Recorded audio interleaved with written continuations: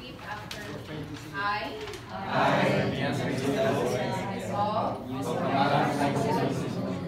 having been elected to the position of the President Roxas South District Parents Teachers Association Federation,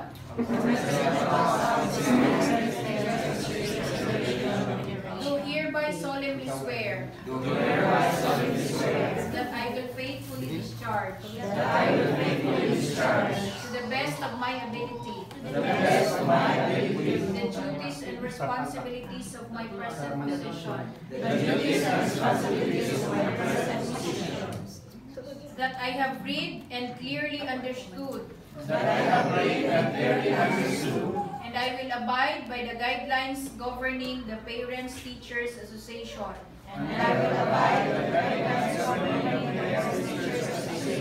and such issuances by the Department of Education,